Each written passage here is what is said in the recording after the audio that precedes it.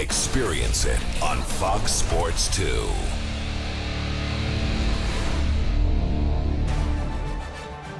For years, the fans in Orlando, Florida have begged for the UFC to come to their home city, and finally, we are here with a huge card of the UFC on Fox, and it is highlighted by a heavyweight #1 contender bout between this man, #2 ranked in the world, Fabricio Werdum, as he takes on his younger challenger, the almighty bearded one, Travis Browne, #3 ranked in the world. This is the Fox UFC Saturday weigh-in, and it starts right now.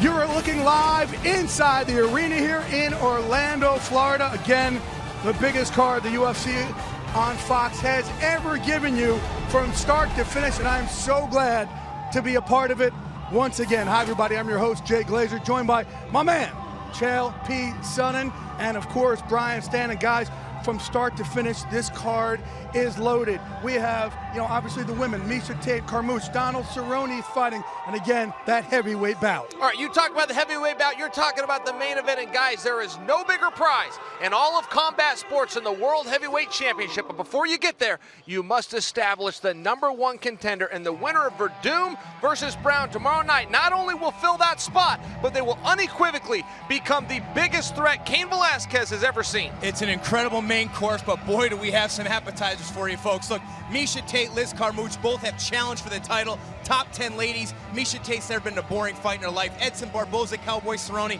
Come on, people are loving that fight. Two of the very best strikers, not only in the lightweight division, but in the entire UFC. Top to bottom, even the undercard's incredible. And Miesha Tate, only woman to last outside the first round with the one and only Ronda Rousey. But again, we're going to highlight the main event here. We're going to start it off with Fabricio Werdum, perhaps the greatest jiu-jitsu practitioner in the history of the heavyweight division. Yeah, Jay, and Fabricio Werdum is so good, you don't have to listen to me. Go ahead and take his word for it, because he'll let you know. As a matter of fact, he has recently claimed that he worked out with Travis Browne before, strictly on the ground in jiu-jitsu, and he says he dominated him. Fabricio Werdum is the guy who submitted Fedor Emelianenko when people thought that was unheard of. Well, and Travis Browne came right back and said that training session was 4.5 years ago. I only started this sport a little over 5 years ago.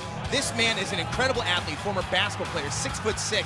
But look how rapidly he has improved. A year ago, he was a prospect. 1 year later, contender, coming up 3 straight first-round knockouts. This man generates power in some of the most awkward positions we've ever seen in the heavyweight division. He's a dynamo. Yeah, he is a rising star, absolutely, and he's going against a very experienced fighter in Fabricio Werdum. He is 3-0 since returning to the UFC, but Werdum was the default challenger for Cain Velasquez heavyweight belt. With the champ on the sidelines and Travis Browne's incredible streak of knockouts, the stage is now set for an epic showdown here in Central Florida. For more on that, we toss it now downstairs to our own Ariel Helwani. Guys, as you may know, there's that old saying, all roads lead to Rome. Well, for this weekend, I'm switching it to all roads lead to Orlando, because both Travis Browne and Fabricio Werdum have taken 2 different yet interesting paths to get to this point. Consider this. Just 7 days before Fabricio Werdum shocked the world and submitted Fedor Emelianenko back in 2010, Travis Browne was quietly making his UFC debut on an undercard in Las Vegas. A few days before that, he had his truck repossessed. That's how bleak things were for the former collegiate basketball player. And then when he fought Czech Congo to a draw just a few months later, he only had $100 to his name, and he felt embarrassed. He remembers telling a friend that he would never let this happen again because he couldn't buy his kids Christmas presents that year. Now, what people forget when they talk about Fabricio Werdum, that back in 2008, this was a guy that was actually released by the UFC when he lost to an unknown Brazilian named Junior Dos Santos. Since then, he's 6-1. Since that draw to Czech Congo, Travis Browne is also 6-1. Both 2 very different paths, but somewhat the same. And now here they are on network television, about to fight for the chance to fight for the UFC heavyweight title. As I said at the top, all roads lead to Orlando. And the biggest fight of both of their careers. Thanks, Ariel. Now keep it locked in right here, because when we come back, Werdum, Browne, Miesha Tate, Carmouche, and the rest of the fighters, they step up to the scale. This is the Fox UFC Saturday weigh-in right here on Fox Sports 2.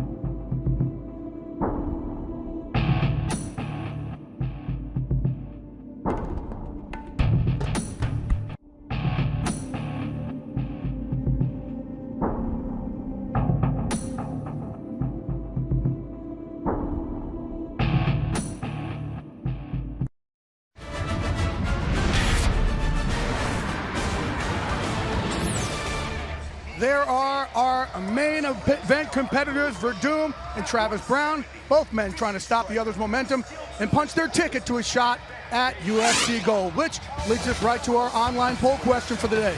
Which fight from the Fox UFC Saturday main card are you looking forward to the most?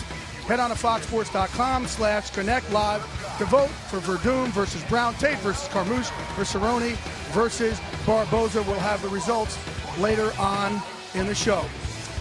Welcome back again to Orlando, Florida. We're going 4 wide now here. Glazer, Son, and Stan.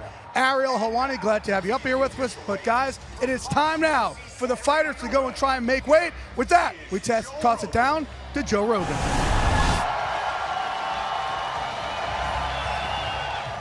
What's happening, Orlando? Welcome to the weigh-ins. Ariani and Chrissy, ladies and gentlemen. Dana White, without him, none of this would be possible. Joe Silva, best matchmaker on the planet Earth. Bruce Buffer, the voice of the Octagon, and Burt Watson, babysitter to the stars. Hi, Mike Goldberg. All right, we got a banging card for you, ladies and gentlemen. And we're going to kick things off in the heavyweight division. Live on UFC Fight Pass, Derek Lewis versus Jack May.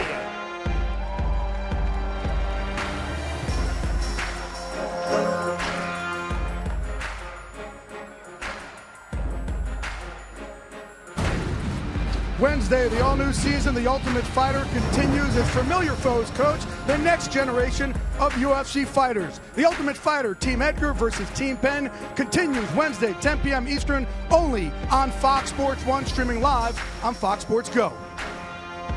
First up on the scale, Jack May.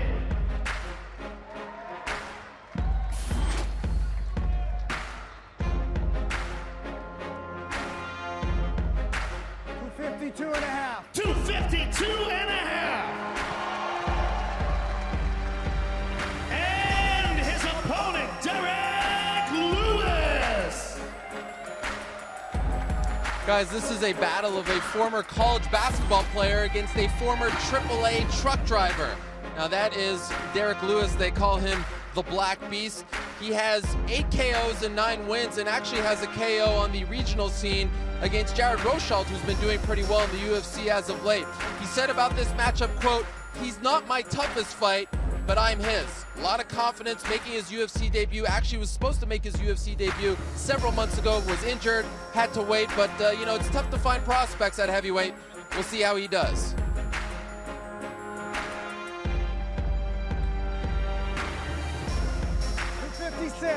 $256 from Mr. Lewis.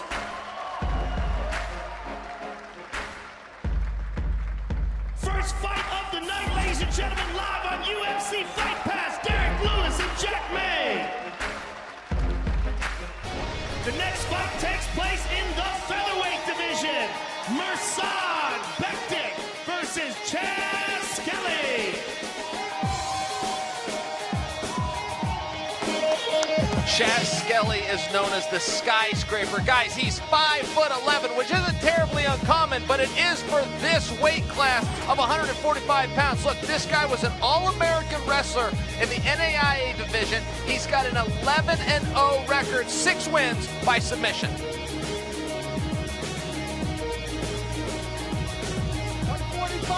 145 for Mr. Skelly. And his opponent, Mirsad Bektik.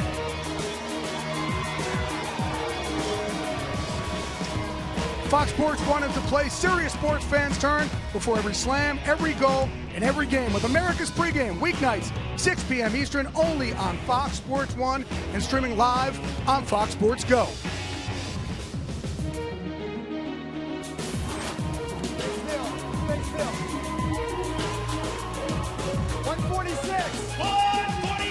Big prospect right there, guys. 7-0, trains at ATT. A lot of people very high on Mirsad. Chaz Skelly and Mirsad Bektik. The next fight takes place in the flyweight division.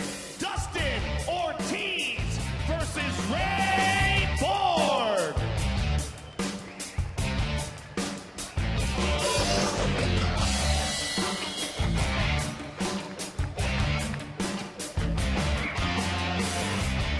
tomorrow's doubleheader action on FS1 as Mike Trout and the Angels take on reigning AL MVP Miguel Cabrera and the Tigers. Then the Diamondbacks square off against Yasiel Puig and the Dodgers. All begins 12:30 Eastern on Fox Sports 1, streaming live on Fox Sports Go. 125 and a half from Mr. Borg. And his opponent, Dustin Ortiz.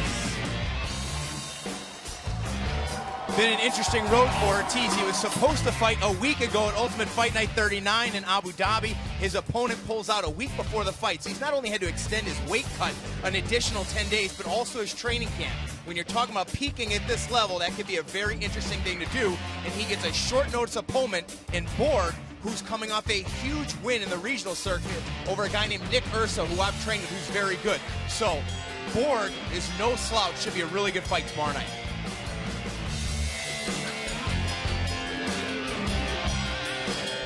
$125 and a half for Mr. Ortiz.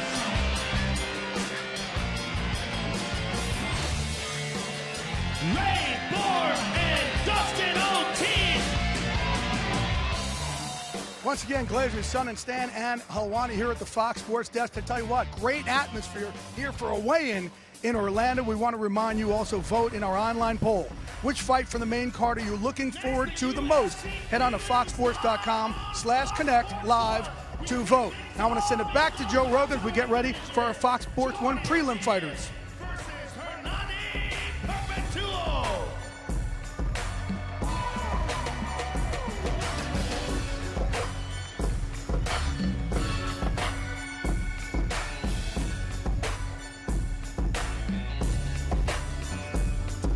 And another reminder, the most exciting network card in UFC history goes down tomorrow, featuring heavyweight contenders Verdum, Travis Brown, Carmouche taking on Misha Tate, and Cerrone battles Barboza. Our Fox UFC Saturday action starts tomorrow, 5 p.m. Eastern, with the live prelims on Fox Sports 1. Then turn it over to Fox, 8 p.m. for the main card. Former Shudo champion right there, guys. He's won his last 7 in a row. 28 years old, been waiting a while to get to the UFC.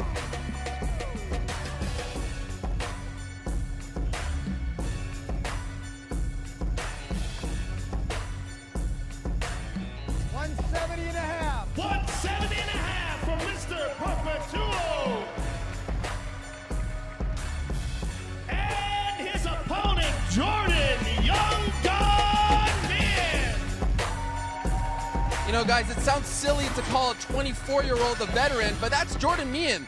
The guy is 27-9, and he hasn't fought in 364 days. That is by far the longest stretch of his career. Has been battling injuries. Remember, we saw him last April against Matt Brown. Broke his orbital bone in that fight. After that, when he recovered, he tore his MCL and his meniscus, so it's been a long layout, but he actually helped Tyron Woodley train for his last fight against Carlos Condit, so he's been active. Looking forward to seeing him back there tomorrow. That fight on Fox against Brown.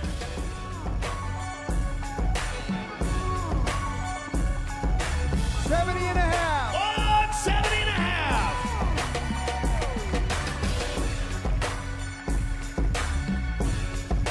Hernani, Perpetuo, and Jordan Meehan, ladies and gentlemen. Next, we move to the middleweight division. Kyle Magalhaes versus Luke Zakridge.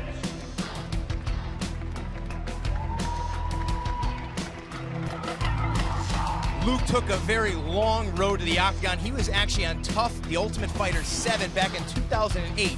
Injured his back, never fought in the UFC, took 2 years off to recover from his back, then goes on a 3-fight win streak. How did he sustain himself during those 2 years? Opened up a gym in Columbus, Ohio, and, Chael, you're familiar with this, he opened up a couple of pizza joints as well. Now he's fresh off 3 victories in a row, and he's taking on this matchup on only a couple weeks' notice. We'll see how he does. 185 and a half. 185 and a half from Mr. Zakridge. And his opponent, Kyle Magalhaes. Kyle Magalhaes He's coming to the scale right now. Guys, let me name drop a little bit because he trains with 2 world champions, Jose Aldo and Renan Barão. He's trained by Andre Pederneiras out there at the very successful team in Brazil. Now, what I find very interesting is when they ask him his favorite techniques, he said it's somewhere between a head kick and an arm bar. And I think the message there is saying he likes to do a little bit of everything. He's coming off of a 2-fight win streak. However, he did lose his debut. I think he had a little bit of octagon jitters against Buddy Roberts, but those seem to have worked themselves out. Also has trained with Machida and Glover Teixeira. 185 and a half for Mr. Magalhães. I think he does 6-minute abs, Ariel. I think that's how you get that. I think it's actually 8. 8 is. Is that 8 Yeah, minutes? that's 8. Zakhrich and Kyle Magalhães, ladies and gentlemen. Next, we move to the featherweight division. Esteban Payan versus Alex White.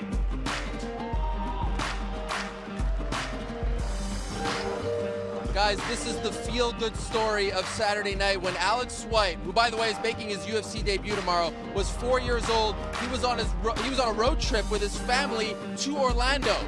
He, by mistake, drank a jug of gasoline. He thought it was lemonade. Drank a jug of gasoline.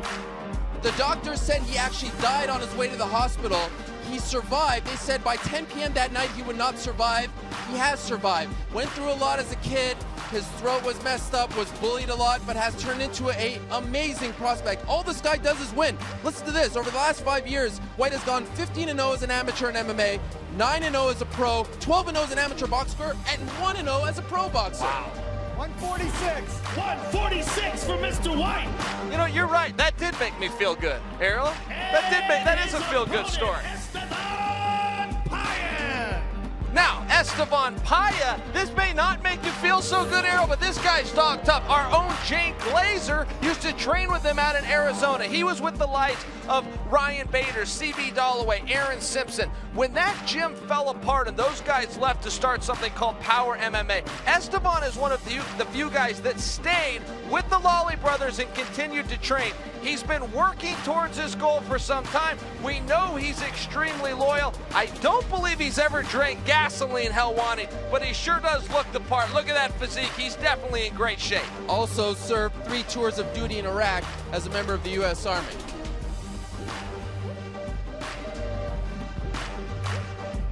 146. And he's one of those guys, you can beat him up and he just keeps coming and coming and coming back. Very resilient guy.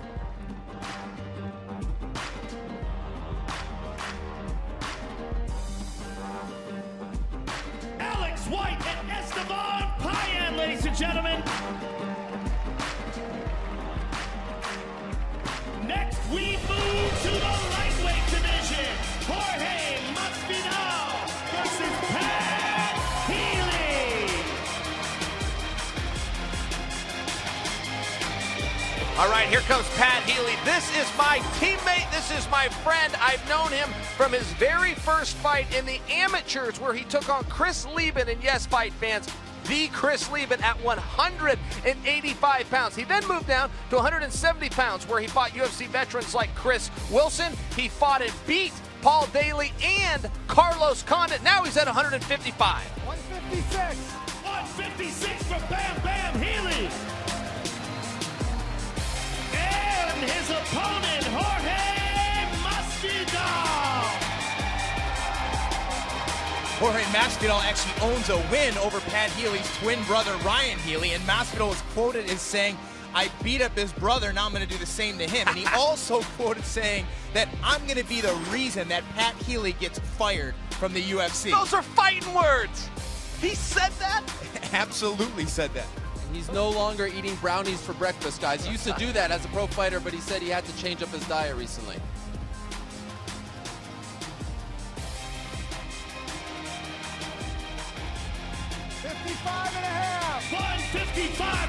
For Mr. Masvidal. He definitely looks leaner than previous fights there. That's a good point about his nutrition. Ladies and gentlemen, Pat Bam Bam Healy and Jorge Gamebred Masvidal. I think that's the best behavior we've ever seen Masvidal in for a weigh-in, guys. Let's move to the welterweight division. Thiago Pitbull Alves versus Seth, the Polish Pistola Baczynski.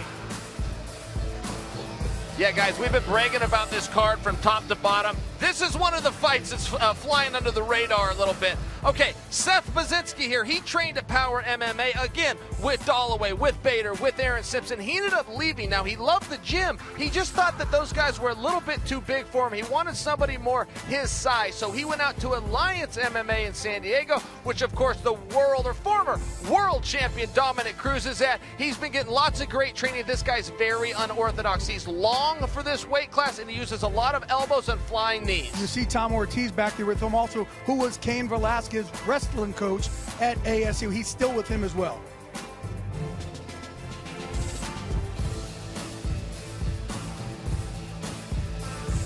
$70.5. 170.5 for Mr. Baczynski.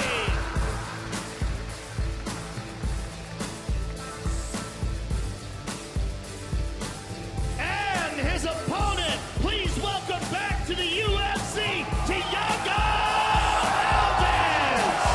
Finally, Thiago Alves is back. The last time this man fought was March 3rd, 2012. How long ago was that? Ronda Rousey wasn't even the Strikeforce champion yet.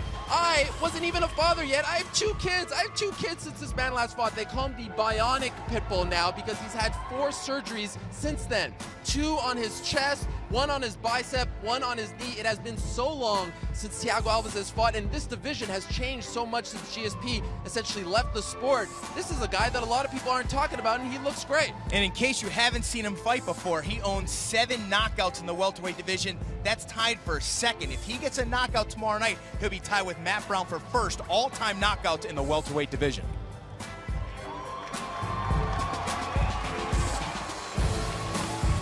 $170.5. 170.5 for Mr. Alves. And you see Mike Dolce sitting back there with him as well. He is part of that physique there for Alves. Seth Baczynski and Thiago Alves, ladies and gentlemen. And we got a barn burner for you in the lightweight division. Rafael Dos Anjos and Khabib Nurmagomedov. Nurmagomedov, besides having one of the hardest names pronounced, this young man has the 2nd longest win streak in the UFC. 21 fights. He's second only to our champion, Renan Barão, at 22. He also set a record for most takedowns in a fight against a very good wrestler, Abel Trujillo, who is a monster of a fighter with 21 takedowns in a 3-round fight, Chael. This guy is the guy in this division that nobody wants to fight. Stay still. 55.5. 155.5 for the Eagle. And his opponent, Rafael Dos Anjos. Okay, guys, this is just the best story of them all.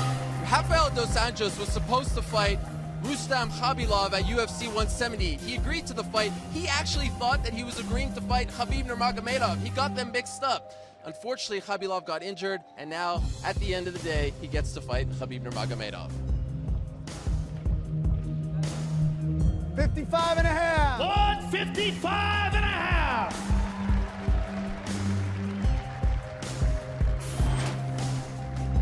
Live on Fox Sports 1, ladies and gentlemen, Khabib Nurmagomedov and Rafael Dos Anjos. Talk about a great fight we have for you in our prelims there on Fox Sports 1. Again, before we get you set up for the UFC on Fox main event, want to check in with the results of our online poll so far. Still a few minutes left to vote, so make sure you go to foxsports.com/connect live. Now the opening fight of the main card on Fox. It's a middleweight matchup here between Brad Tavares and Yoel Romero, the Cuban. Romero, he weighs in first. Let's go back down to Joe.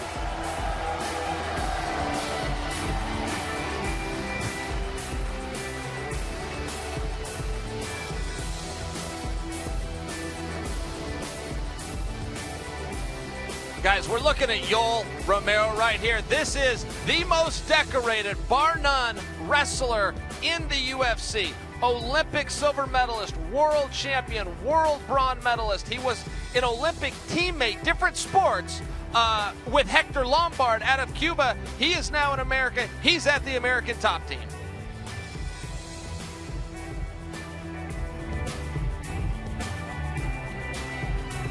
$85 and a half. 185 and a half for Mr. Romero. And his opponent, Brad Tavares.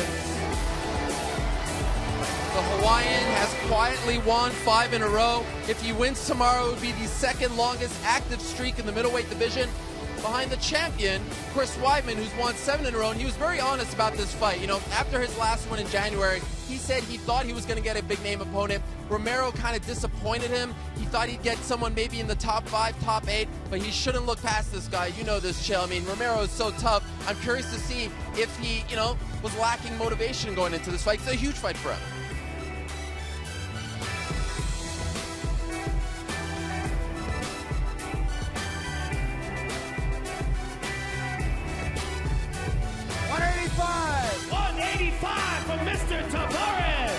I certainly hope Tavares took this fight serious, because Romero, since coming into MMA, has done nothing. He may be a wrestler, but he's done nothing but knock his opponents out. Romero, also the oldest fighter on the card. End of April, he's going to be 37 years old. He's been through a lot, including very serious neck surgery he had a couple of years ago.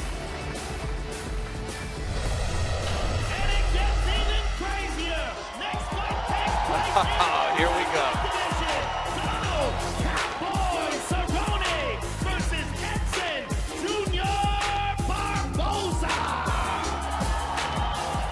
Guys, if you ask me, Edson Barboza is now training with one of the best and maybe underrated teams in MMA. Frankie Edgar, Marlon Moraes. He actually brought in, a lot of people don't know this, Anthony Njokuani to help him train for this fight. He beat Anthony Njokuani at UFC 128 with a KO or TKO or submission stemming from kicks tomorrow night, guys. That will set a new UFC record for finishes via kicks of any kind with 4. So look out for that from Edson Barboza.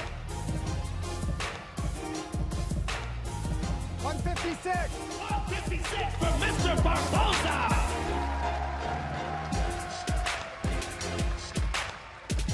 And his opponent, Donald Cowboy Cerrone. You know, Cowboy's such a colorful fighter, and he was actually quoted just a few weeks ago saying, "I know absolutely nothing about Edson Barboza. Haven't watched 1 second of film. Don't care, doesn't matter, it's all about me." And I know Cowboy's tried to train him for years, and I absolutely believe him. He will not watch an ounce of film. However, those people you see standing around him and his coaches have studied Barboza extensively. You can count on that. The question is, and Cowboy admits it himself, if the Cowboy shows up mentally.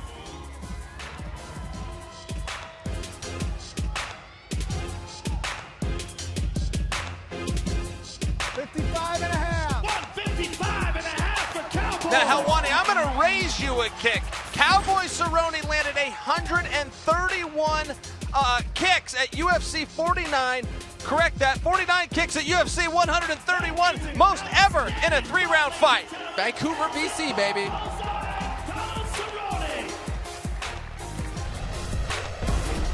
Next fight takes place in the women's bantamweight division. Miesha Tate versus Liz Carmouche. Wow, you listen to the reception from the crowd that these ladies just got. Somebody wants to see these girls fight. Look, Liz Carmouche is the only fighter to legitimately put Ronda Rousey in jeopardy. She's a former #1 contender. She's training out of San Diego. I don't love her training environment, guys. I think that she needs to make a couple of changes if I'm going to be a little bit critical, but this girl is coming off of a loss to Alexis Davis. She needs to make some changes. She's got the skill sets, and let's see if she's made the adjustments. Very active fighter. First woman ever to fight 4 times in the UFC. The only one on the roster. She lives a Spartan lifestyle, and it shows in her physique.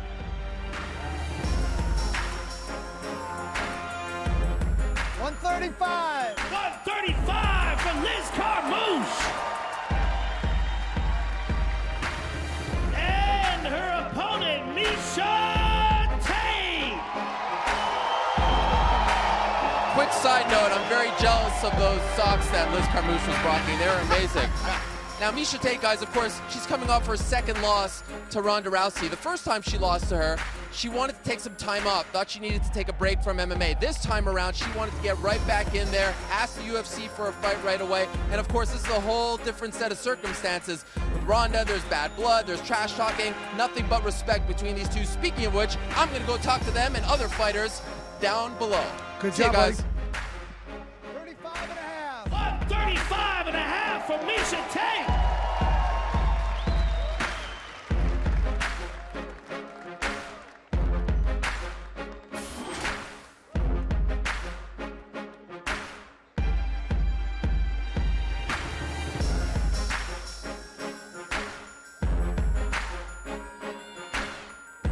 Women's bantamweight action, ladies and gentlemen. Liz Carmouche and Miesha Tate. Take a closer look at the two men involved in the main event of the evening.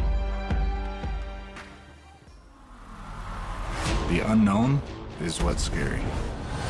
People don't understand what they're getting in the cage with until the fight's over. You don't know what I'm gonna hit you with. You don't know what's coming. Travis Brown is a tall, long, rangy heavyweight who has outstanding striking. Travis Brown finishes Gabriel Gonzaga. He's hurt. That's it. Travis Brown has done it. But in front of him stands one of the greatest Brazilian jiu-jitsu artists to ever fight in mixed martial arts, Fabricio Verdum. He's tapping. He's tapping. Fedor losing for the first time. I'm very confident with my training. My condition is very good too. I just won the show. I'm waiting for the title shot. Oh, big Either one of these fighters, if they win, they will be the #1 contender and they will next fight for the title against Cain Velasquez. Verdum has not seen anything close to me. For most of my fights, I don't need judges. I see the big fight. Belt is my big goal. It's dog-eat-dog world, and he's just in my way. Here we go, ladies and gentlemen, the main event of the evening. Introducing Travis Brown.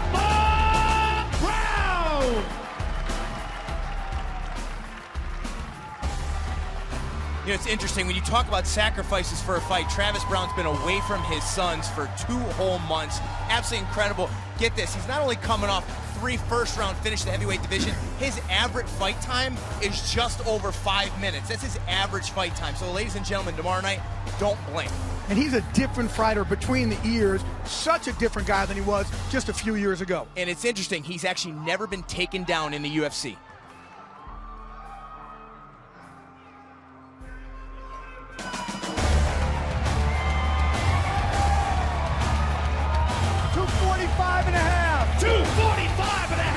From Mr. Brown. And his opponent, Fabricio Verdum.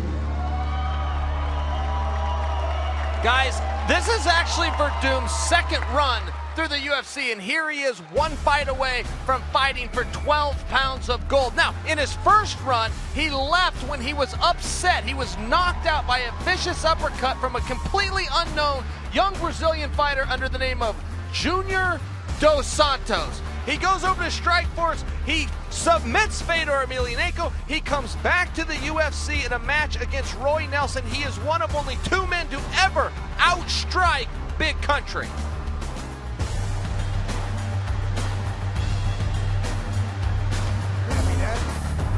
Stand on it straight.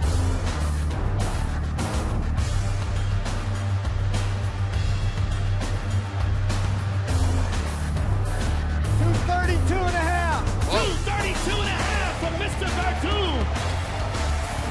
Wow, that's light. light, guys. That's a lot lighter than I thought he would be. He looks fantastic after a long layup. Ladies and gentlemen, Travis Brown and Fabricio Verdum. And we'll see you all tomorrow night. Thank you very much.